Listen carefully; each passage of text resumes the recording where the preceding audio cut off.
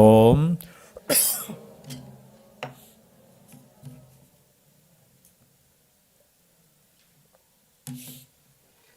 하나님의 평강이 함께하기를 주의 이름으로 축복합니다. 강건하시기를 바랍니다. 예, 강건하시기를. 항상 아침에 일어나면 오늘도 나는 강건할 것이라고 선포하고 하루를 시작할 수 있기를 바랍니다.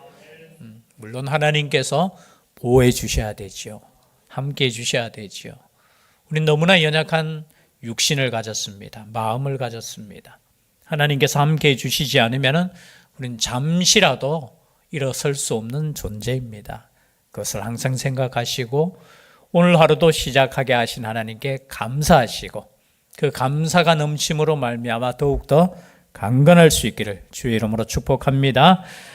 오늘 말씀도 계속해서 고린도후서 7장의 말씀, 디도가 다녀오고 난 이후에 기뻤습니까? 기쁨이 없었습니까? 다 잊어버렸어요? 바울의 심부름을 가지고 디도가 어디로 갔습니까? 고린도 교회를 향했죠. 근데 고린도 교회에서 다녀온 이후에 바울이 너무 기뻤어요. 왜 기뻤느냐? 그의 손에 뭔가가 들려 있었는데 그것이 뭐냐? 책망의 말이라는 거예요. 뭐 뒤에 우리가 자세한 내용에 대해서는 나오지는 않지만요. 12절에 보니까 그런즉 내가 너에게 쓴 것은 그 불의를 행한 자를 위한 것도 아니요 그 불의를 당한 자를 위한 것도 아니요. 누군가는 불의를 행했다는 거예요. 또 누군가는 그 불의를 당했다는 거예요. 그로 말미암아 고린도 교회에 문제가 있었고 아픔이 있었다는 겁니다. 그것을 두고 사도 바울이 책망을 했다는 거죠. 그냥 단순한 책망이 아니겠죠. 엄청난 책망이었겠죠. 보내는 자도 마음이 불편해요. 여러분, 책망을 할 때 마음이 편할까요? 불편할까요? 여러분, 자녀에게 매를 한번 들어보신 분, 매. 우리 장로님 한 번도, 우리 진강 집사님 어디 가셨습니까? 이 복된 가정에서, 한 번도 맞은 적 없어요? 제 어머니는 부지갱입니까? 옛날에 그거 들고 막 따라오는 그 기억이 나는데. 말 두드려 맞았어요? 네. 책망을 할 수 있다라는 거. 책망을 할 수 있다는 거. 그러면 하나님으로부터 책망을 받을 수 있는 것도 복인 줄 믿습니다. 책망할 수 없다는 그 시대, 이 시대지요. 책망할 수 없잖아요. 목회자도 참 그래요. 책망할 수 없는. 어제 장로님, 우리 노예 이제 모임이 있어서 모임 가운데 목사님들이 좀 이렇게 화가 있잖아요. 있습니까? 없습니까? 화도 있고. 그러니까 노예 때 막 때로는 화내고 막 이런 것을 목회자들은 뭐 별로 시험이 안 되는데 우리 장로님들이 시험이 들잖아요. 목사님이 그렇게 거룩하시고 그런데 뭐 회의 때 보면은 막 화가 나가지고 때로는 막 싸우기도 하고 그런데 우리 장로님이 그렇게 이야기하시더라고요. 교회에서 그런 거 목사님들이 아니 집사님 보고 그래 고함 치는 거 봤느냐고. 성도들에게 고함 못 치는 걸 노예 때 와가지고 한번 치는 거라고. 이해하라고 그냥 그 말 들어보니까 그런 것 같아요. 여러분 교회에서 목사님이 막 이렇게 야단치는 거 봤습니까? 우리 목사님은 야단 많이 쳤어요. 참 얼마나 대단하신 분인지. 저한테 혹시 야단 맞아 보신 분? 없죠. 야단 못 쳐요. 물론 옛날에 청경이 저 끌고 가가지고 구석에서 6살 땐가 5살 땐가 엄마한테 대들다가 저한테 이렇게 걸려가지고 멱살 붙잡고 따라와 하면서 저 방송실 저 밖으로 나가가지고 이거 어디 있어 엄마한테 네가 어디 있어 하니까 막 겁을 먹어가지고 눈 지금도 큰데 그 당시엔 더 컸잖아요. 뭐 이래가지고 이러지 마세요 목사님. 그래가지고 뭐가 이놈의 시끼야 하면서 저는 어른한테 덤비는 거는 제가 그 당시에 아마 젊었으니까 더 그랬겠죠. 한 10몇 년 전이니까 그죠. 뭐 제 자식이고 뭐고 간에 저는 걸렸다 하면은 제가 엄청 야단쳤어요. 왜냐하면은 진짜 그래요. 안타까운 거야. 어디서 감히 하면서. 근데 지금 보세요. 성경 어디 갔어? 아이고, 얼마나 점잖고 세상에. 그래서 이제는 야단 안 쳐요. 왜냐하면은 하나님 교회에서 자란 아이는 괜찮아요, 괜찮아. 예, 가끔 욱할 때 있고 그렇죠. 말로 따지면 경민이 어디 있노? 경민이 어디 갔어요? 없나? 경민이도 4살 땐가 5살 땐가 저한테 이래가지고 제가 야단 치니까 그래 제 방에서 네가 글을 쓴다고 하니까 근데 지금 보세요. 얼마나 제가 그냥 보기만 해도 그냥 막 뽀뽀해주고 싶어. 그런데요, 야단을 칠 수 있는 게 행복한 거예요, 사실은. 잘못했을 때 야단 쳐야 되잖아요. 말라기 우리가 금요기도회 때 설교를 한 3편 정도 우리가 함께 나누었는데요, 제사장이 야단을 못 쳤다는 거예요. 아니, 저는 것, 눈먼 것, 그거 절대 하나님께 제사 드릴 때는 구약시대에 갖고 오지 말라고 했잖아요. 근데 그걸 갖고 와도 제사장이 야단을 못 쳤다는 거예요. 그걸 그냥 하나님께 드렸다는 거예요. 그러니까 여러분, 말라기서는 다른 게 아니에요. 제사장들을 향해서 책망했는 거예요. 어떻게 너희들이 눈먼 것 가져오고 그런 걸 가져오는데 너희들이 왜 허용했다는 거예요. 다른 말에 제가 말라기를 읽으면서 얼마나 마음에 그런지 몰라요. 아니, 잘못한 거 있으면 바르게 하자고 해야 되는데 그렇게 하지 못했다는 거예요. 왜? 그 저는 것까지 가져오는 것도 감사한 거예요, 그 당시에는. 아니, 아예 품삯을, 죄송한데요, 품삯을 못 받아서 레위인들이 그냥 일하러 가고 그냥 그 자리를 다 떠나버렸다는 거예요. 느헤미야서 읽어보면. 그러니까 그런 거 가져오는 것도 감사한 거야. 어떻게 보면 아이고, 그래도 이거라도 안 가져오면 자기가 굶는데. 여러분, 그 마음을 가지고 어떻게 하나님을 예배하고 하나님께 나아갈 수 있겠습니까? 책망한 거예요. 너희 제사장들이 그 말씀을 버렸다는 거예요. 바울은 그 부분에 대해서 고린도 정확하게 무엇에 대한 책망인지는 나오진 않아요. 추측은 해요. 고린도 교회 안에 음란의 문제, 그리고 사람을 따라 막 편 나누는 문제, 그리고 자기 은사가 최고라고 하면서 교만한 문제. 고린도 전서를 읽어보면 수많은 문제, 아니 교회에서 일어날 모든 문제가 고린도 교회 안에 다 있어요. 그래서 은혜 돼요, 사실은. 아니, 고린도 교회도 그랬는데 그렇지 않습니까? 아니, 성령이 충만하고 은사가 충만한 교회도 문제는 다 있었어. 우리는 때로는 칭찬할 수 있겠죠. 야, 그래도 너희들 은혜스럽다. 그런데 바울은 그렇지 않다는 거예요. 책망을 했는데 그 책망이 너무 걱정스러운 거예요. 왜냐하면 그 책망 때문에 오히려 낙담할까봐, 낙심할까봐. 여러분, 그렇지 않습니까? 너무 여러분 야단치지 마세요. 너무. 제가 아까 이야기했는 거, 제가 젊을 때 모르니까 막 했는데 자세히 보면 그죠. 너무 낙심할 만큼 책망하면 안 돼요. 그런데 사도 바울은 그것이 마음에 이렇게 걸렸는 거예요. 어떡하지? 그 편지를 보냈는데 그것을 읽고 고린도 교회 사람들이 무슨 바울이 이런 사람이 있느냐고, 자기가 뭔데 이렇게 나올 수도 있잖아요. 그렇지 않겠습니까? 자기가 지금 교회에 지금 여기 와서 섬기지도 않는데 무슨 상관이야. 물론 이 교회를 세웠고 복음을 우리가 그로부터 받았지만 무슨 이런 거 가지고 우리가, 여러분, 이 문제는 사실은 작은 문제가 아니었겠죠. 고린도 교회 안에서 해결할 수 없는 문제였다는 거예요. 여기 죄 지은 사람을 책망하려고 하니까 저 사람, 제 생각에는 그래요. 제 생각에는 아무도 건드릴 수 없는 높은 위치에 있었던 사람일 수도 있어요. 그런 문제 속에 그저 이 말씀을, 그저 책망의 말씀을 했는데 고린도 교회가 그 말씀을 듣고 어떻게 했다고요? 회개했다는 거예요. 여러분, 말씀을 듣고 회개하는 것이 은혜인 줄 믿습니다.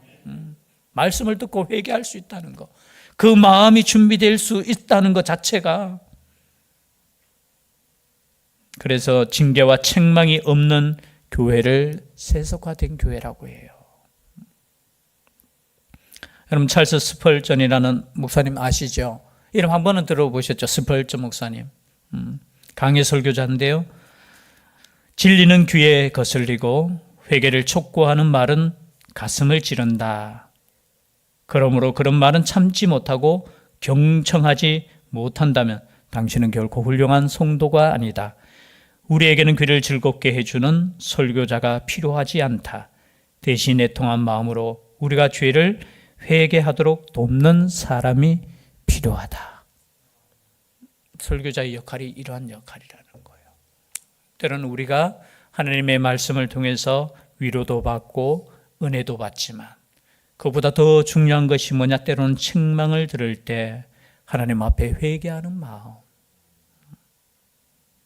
여러분, 선지자 나단이죠. 다윗이 잘못했을 때 여러분 쉽게 책망했겠습니까? 왕인데. 여러분, 감추어진 그 죄, 이 감추어진 죄, 그것을 드러낸다는 것이 얼마나 여러분 목숨 걸고 했는 거예요, 사실은.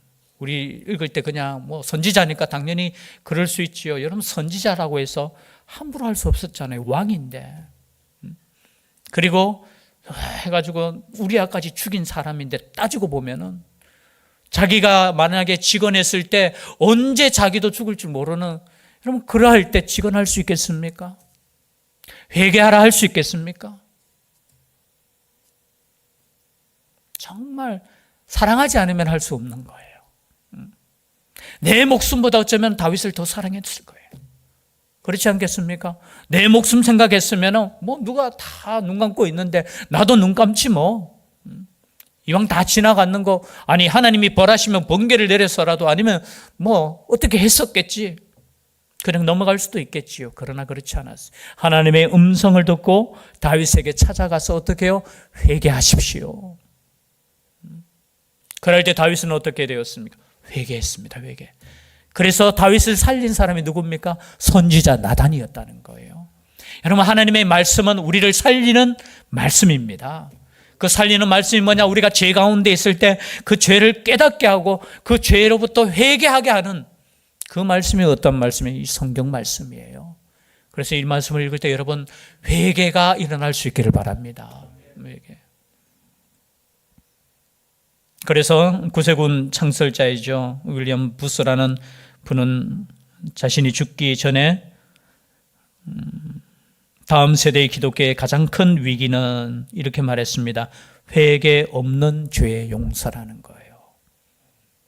여러분, 우리가 죄의 용서함을 받았다 했을 때 그 전에 철저한 회개가 있어야 될 줄 믿습니다.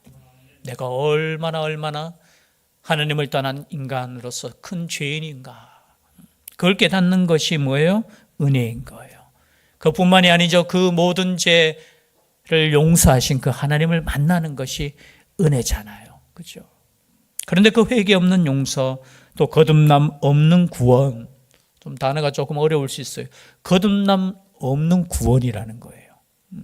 거듭나야 되는데, 우리가 성령을 통해서 거듭나야 되는데, 말씀을 통해서 거듭나야 되는데 그것이 없는 구원, 그리고 성령 없는 교회, 성령께서 우리와 함께 하심을 믿을 수 있기를 바랍니다. 또 성령의 역사를 간구할 수 있기를 바랍니다. 교회는 인간의 힘으로 이루어지는 거 아니에요. 성령의 역사로, 성령의 은혜로.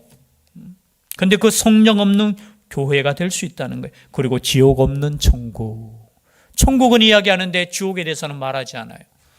왜냐하면 기분 나쁘잖아요, 여러분. 지옥 이야기하면은 무슨 사랑의 하나님이 지옥을 만들 수 있습니까? 이렇게 말하는 목사님도 있어요. 여러분, 성경대로 믿을 수 있기를 바랍니다. 성경은 지옥을 말하고 있어요. 그렇기 때문에 우리가 구원받는 것이 얼마나 귀한 것인가를 우리가 다시 한번 깨달아야 된다는 거죠. 그런데 교회가 세소가 될수록 그렇게 되는 거예요. 회개 없는 거예요. 신앙도 내 중심이 되는 거예요. 나 중심. 여러분, 신앙이라는 것은 성숙할수록 나 중심이 아니에요. 하나님 중심이 되어야 될 줄 믿습니다. 하나님 중심. 그래서 오늘 말씀에 회개했다는 거, 이 말씀을 생각하시면 9절 말씀 함께 다시 읽겠습니다. 9절 시작. 내가 지금 기뻐함은 너희로 근심하게 한 까닭이 아니요 도리어 너희가 근심함으로 회개함에 이른 까닭이라. 너희가 하나님의 뜻대로 근심하게 된 것은 우리에게서 아무 해도 받지 않게 하려 함이라. 여러분, 이 말씀은 뭐냐? 이 말씀, 그 편지, 지금은 존재하지 않는 편지라고 해요. 그 책망의 편지를 받고 고린도 교회가 근심했다는 거예요. 어떻게 하지? 여러분, 근심이 있을 수 있기를 바랍니다. 이 근심은 뭐예요? 세상 근심 아니에요. 진짜 근심해야 될 게 뭐겠습니까? 하나님의 말씀대로 가지 않는 나 자신을 보고 근심하셔야 돼요. 하나님 뜻대로 가지 않는 교회를 향해서 여러분 근심하셔야 돼요. 근데 근심하라 하니까 돈 근심하고 있고요. 돈 근심하지 마세요. 돈 근심 뭐라고요? 재물에 대한 염려하지 마세요. 하나님이 채워주시고 먹이시고 입히실 줄 믿습니다. 날아가는 저 새도 먹이신다고 하셨는데 하물며 그의 자녀들을 여러분 먹이시지 않겠습니까? 근데 우리는 그 걱정 많이 해요. 그렇죠? 오전에도 말씀드렸지만 또 다른 건강 걱정도 하고 여러 가지 걱정하는데 진짜 걱정해야 될 것이 뭐냐? 죄의 문제예요. 죄의 문제. 교회 안에 죄의 문제에 대해서 얼마나 이 상처가 되었겠습니까? 이 문제에 대해서 아프죠. 여러분 죄를 지적할 때 안 아플 수 없죠. 아파요. 누군가가 나의 잘못을 이야기할 때 여러분 기분 좋게 받을 수 있겠습니까? 아니죠. 지는 뭔데? 이렇게 나올 수 있어요. 말씀을 들을 때 회개함이 나와야 되는데 뭐 자기는 그럴 수도 있어요. 저희 교회는 그런 분은 없겠죠. 그죠? 참 그럴 수 있어요. 책망을 들을 때 화가도 날 때도 있어요. 책망 들을 때. 아니 우리 목사님은 왜 우리 형편을 잘 모르시나? 몰라주시나? 옛날에 한번 그런 설교, 여러분 세상에 나가서 술 마시면 안 됩니다 하니까 어떤 분이 그렇게 이야기하더라고요. 목사님 세상에 안 나가봐서 모르지요 하면서 사업하려면 술 안 마시면 안 됩니다. 여러분 중직자가 그런 말을 했어요. 몰라요. 그러니까 목사는 교회 안에 있으니까 몰라요. 그죠? 그런 말씀은 어떻게 해요? 믿음을 보여주라는 거예요. 세상 사람들과 똑같이 살면 안 돼요. 그 책망을 들을 때 고민하고 근심하고 내가 어떻게 하면 말씀대로 살 것인가 고민하는 것이 아니라 목사님은 뭐 세상에 대해서 모르니까 그런 소리 하지요. 그럴 수 있어요. 아니면 어떤 사람들은 이렇게도 이야기할 수 있어요. 야 말은 잘하네 하면서 책망 들을 때 그럴 수도 있어요. 그러나 고린도 교회는 어떻게 했다고요? 그 책망을 받았을 때 근심했다는 거예요. 어떻게 할꼬 하다가 결국 어떻게 했다고요? 회개했다는 거예요. 이것이 뭡니까? 회개까지 이르게 한 이 근심이 하나님의 뜻이었다는 거예요. 우리가 진짜 말씀 앞에서 고민이 좀 되어야 될 줄 믿습니다. 만약에 고민이 안 된다면 전하는 자도 때로는 문제가 있을 수 있어요. 말씀을 듣고 우리가 고민하고 정말로 우리가 말씀대로 가고 있는가 염려하고 근심하고 만약 그렇지 못한다면 철저한 회개가 필요하잖아요. 뭐 다른 교회도 다 그런데요. 다른 사람도 다 그런데요. 아니 목사님들도 그런데요. 그게 아니고 목사님 할배가 와도 어떻게 해요? 하나님의 말씀이 아니라면 고민해야 되죠. 염려해야 되죠. 그리고 회개해야 되죠. 그래서 10절 말씀에 하나님의 뜻대로 하는 근심은 후회할 것이 없는 구원에 이르게 하는 회개를 이루는 것이요 세상 근심은 사망을 이루는 것이니라. 오늘 말씀의 주제, 세상 근심은 뭘 이룬다고요? 사망을 이루는 거예요. 여러분 세상 근심으로부터 자유롭기를 소원합니다.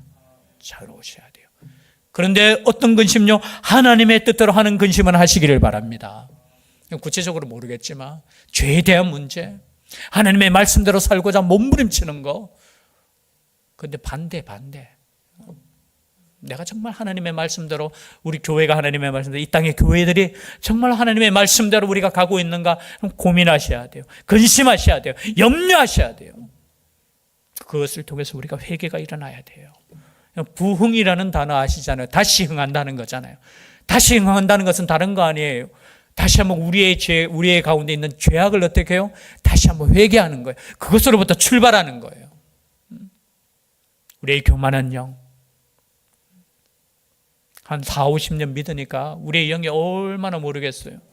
여러분 처음 믿을 때 그때를 다시 한번 기억할 수 있기를 바랍니다. 겸손한 마음으로 정말 하나님의 사랑 없이는 살아갈 수 없는 존재임을 깨닫고 하나님께 철저하게 회개하는 그 마음. 그래서 11절에 보라 하나님의 뜻대로 하게 된 이 근심이 너희로 얼마나 간절하게 하며, 이 간절함이 뭐겠습니까? 하나님께 대한 그 간절함, 얼마나 변증하게 스스로 그저 변호하는 거, 얼마나 분하게 하며 죄에 대해서 분노가 나는 거예요. 얼마나 두렵게 하며 하나님에 대한 두려움이 생기고, 얼마나 사모하게 하며 하나님에 대한 사랑이 사모. 단어의 깊은 뜻은 모르겠지만요, 우리의 마음이 그냥 있는 것이 아니라 막 요동친다는 거예요. 얼마나 열심히 있게 하며 얼마나 벌하게 하였는가. 하나님에 대한 말씀에 대해서 열심히 생기고 또 죄에 대해서 그 사람을 벌했다는 거예요. 벌했다는 거. 너희가 그 일에 대하여 일체 너희 자신에게 근함을 나타내었느니라. 그런즉 내가 너희에게 쓴 것은 그 불의를 행한 자를 위한 것도 아니요 불의를 당한 자를 위한 것도 아니요 오직 우리를 위한 너희의 간절함이 하나님 앞에서 너희에게 나타나게 하려 함이로다. 이거 자체가 단연히 그냥 그 죄 지은 사람, 그 죄로 말미암아 그 상처를 입었거나 피해를 입은 그 사람만을 위한 것이 아니라 너희들이 우리를 향한 그 간절함이 확신되는 그런 사건이었다는 거예요. 이 사건 자체가 하나님의 뜻 가운데 회복되는 사건이었다는 거예요. 그래서 이 관계가 이제 회복되는 장면이에요. 뒤에 보니까 13절 한 절만, 13절 14절 우리 두 절만 읽고 마치겠습니다. 함께 읽겠습니다. 시작. 이로 말미암아 우리가 위로를 받았고 우리가 받은 위로 위에 디도의 기쁨으로 우리가 더욱 많이 기뻐함은 그의 마음이 너희 무리로 말미암아 안심함을 얻었음이라. 내가 그에게 너희를 위하여 자랑한 것이 있더라도 부끄럽지 아니하니 우리가 너희에게 이른 말이 다 참된 것 같이 디도 앞에서 우리가 자랑한 것도 참되게 되었도다. 아멘. 제가 지난주에 말씀드렸죠. 고린도 교회 가서 말하면 그들은 회개할 것이고 칭찬했다는 거예요. 고린도 교회를. 근데 마음속에는 두려움이 있었다는 거예요. 그리고 고린도 교회를 향해서 디도에 대해서도 칭찬했다는 거예요. 서로 칭찬했는데 그 말이 어떻게 해요? 이루어졌다는 거예요. 내가 거짓말하지 않고 서로에게 서로 간에 신뢰감이 회복되고 이것이 확정된 것에 대해서 너무 기쁘다는 거예요. 여러분 서로에게 신뢰감이 회복될 수 있기를 바랍니다. 목회자와 성도와의 관계도 마찬가지고요. 또 성도와 성도 사이에도 마찬가지예요. 갈라지는 것이 아니라 서로의 신뢰감이 회복되어져서 때로는 아픈 이야기를 할 때 그것이 사랑의 말로 들려질 수 있다면 그것이 가장 건강한 교회라는 거예요. 때는 서로를 위해서 기도하고, 비판하고는 또 다르죠. 비판하는 것과 그죠? 사랑으로 책망하는 것은 이런 구분이 되시죠. 그죠? 단순히 비판하고 저놈 나쁜 놈이 아니에요. 진짜 사랑하면 어떻게 해요?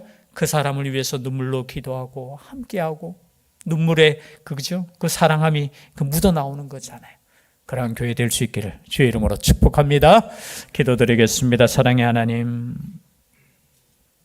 회개함에 이르는 근심이 있게 하여 주시옵소서. 우리의 모든 것 주님 앞에 내려놓고 주님 앞에 나아갑니다. 우리의 연약한 부분도 받아주시고 또 하나님 아버지 앞에서 회복되어야 될 부분이 있다면 말씀하여 주시고 이 말씀으로 인하여 더욱더 하나님께 나아가는 저희들 되게 하여 주시옵소서. 함께하여 주실 줄 믿사옵고 예수님 이름으로 기도드립니다. 아멘.